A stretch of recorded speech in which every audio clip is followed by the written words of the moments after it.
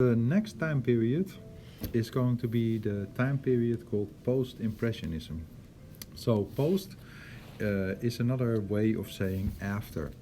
So, if you say post before something, that means after. So, for example, if I say, what are you doing post education?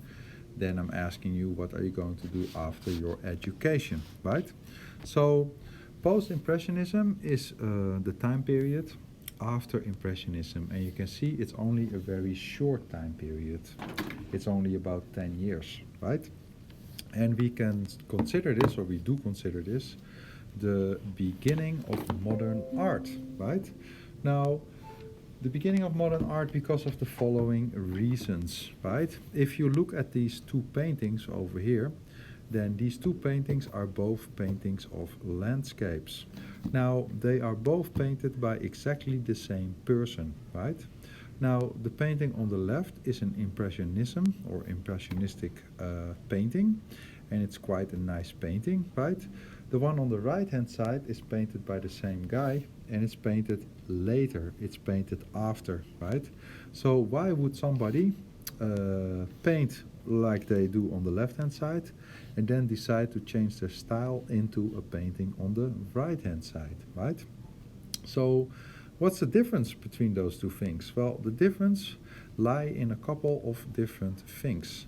First of all, when we talk about post-impressionism, we're talking about the liberation of color, right? Before post-impressionism, people would always try and paint things the way that they are, right? They try and use the colors that the way that they are. But by choosing colors that they like, and choosing colors to symbolize feelings and giving new meanings to colors, art start to really change. You can see the colors of this tree over here is purple, right? And the color of the tree without the bark on the outside is like super yellow. And those colors are a little bit over the top, right? And if you look at the painting underneath here, the blue mountains, and we can see the orange field and we can see the yellow sky, right? Those colors are all not realistic anymore, right? So the colors start to become completely open. You can do whatever you want, right?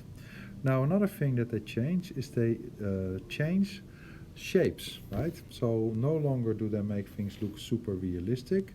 Now things will become a little bit more simplified. It will look a little bit more like a cartoon, and it will become a little bit more abstract. So abstract is when you take all kinds of elements and then reorganize them.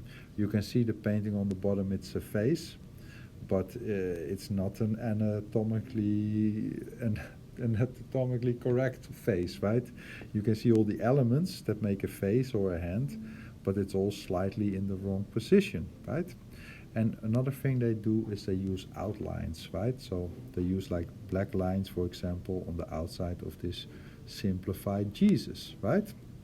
So when we're talking about post-impressionism, there are three artists or key artists in this time period that change their style.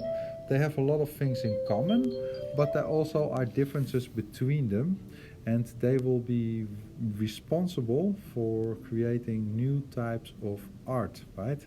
And these things will happen at the same time, and yeah, it's interesting to see. So there's going to be Vincent van Gogh, and he will give birth to Expressionism. There will be Paul Gauguin, he will give birth to something named Fauvism, and there will be Paul Cézanne, who will give birth to Cubism, right? So we're going to talk about all these three. There's one more, André Duran, but I'm not really talking about him too much because his influence doesn't carry on into the next stages of art. So I consider him to be slightly less important for my talk, right?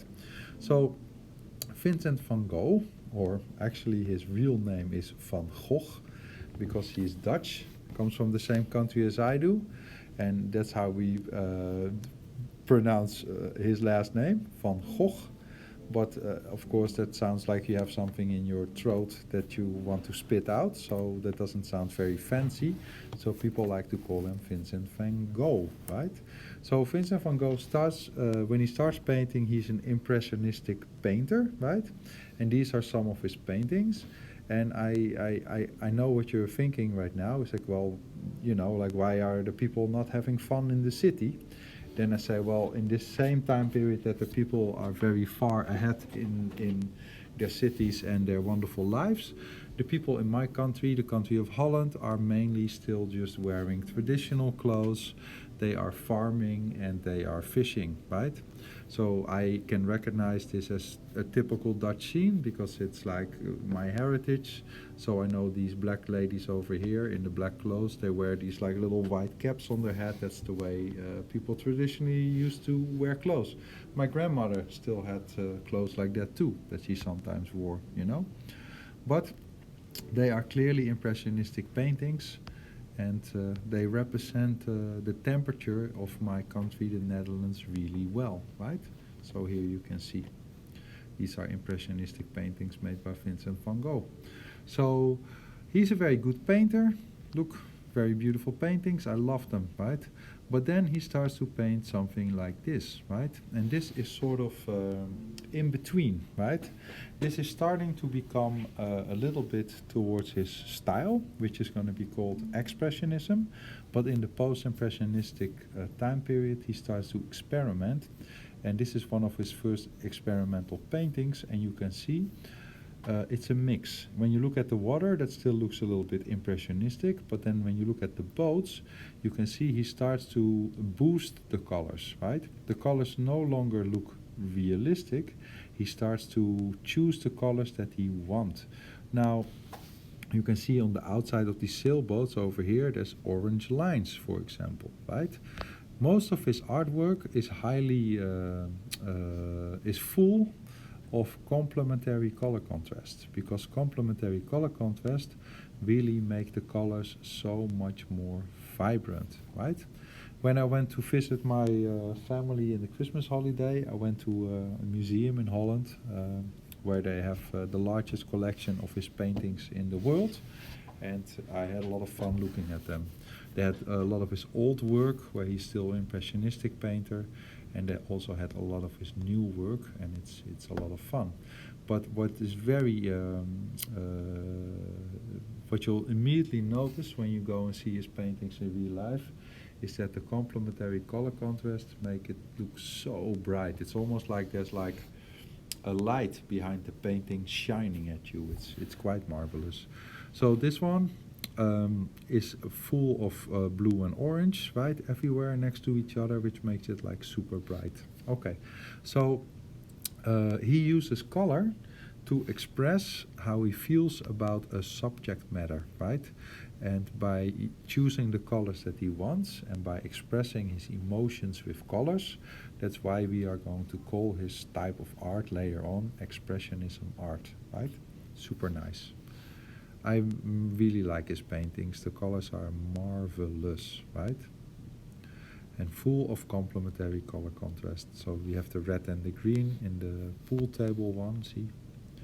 We have like beautiful blue shadows with the orange rooftops, right? Like all the colors are like meticulously selected to give the highest possible complementary color contrast. See? Here. Why is there this purple, blue purple in the yellow, right? It's there to contrast. See? Super nice. I really like his paintings. Here.